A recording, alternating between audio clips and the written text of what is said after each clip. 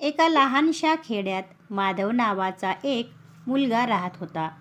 गावातले लोक त्याला सगळेच बावळट म्हणायचे, कारण माधव जरा हळू बोलायचा, हळू चालायचा आणि कुठल्याही गोष्टीला पटकन उत्तर देत नसायचा.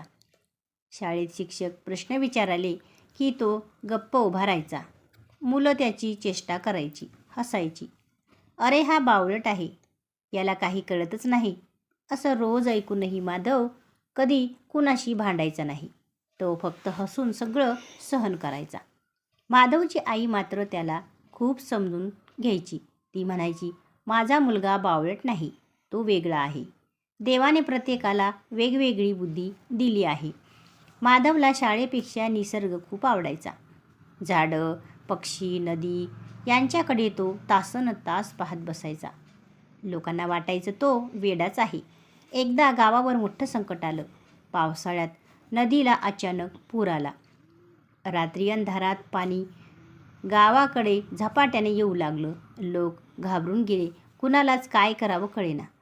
तेवढ्यात माधव नदीकडे धावत गेला. सगळे ओरडले, अरे बावळटा, तिकडे जाऊ नकोस. पण माधव थांबला नाही.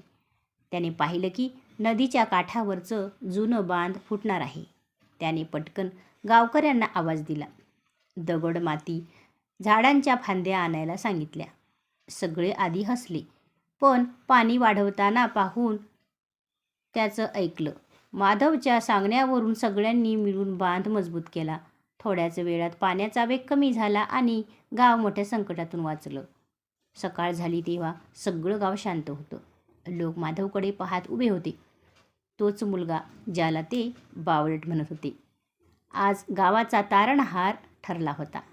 गावचे वडील पुढे आले आणि म्हणाले, आज आम्हाला कळलं, बावळटपणा नसतोच, फक्त समजून न घेणारी नजर असते. त्या दिवसापासून माधवला कुणीही बावळट म्हणालं नाही. लोकांनी शिकून घेतलं की हळू असणं म्हणजे मूर्खपणा नसतो आणि शांत असणं म्हणजे अक्कल नसणं नसतं. बोध, प्रत्येक माणूस वेगळा असतो. वरून बावळट वाटणारा माणूस आतून खूप हुशार असू शकतो.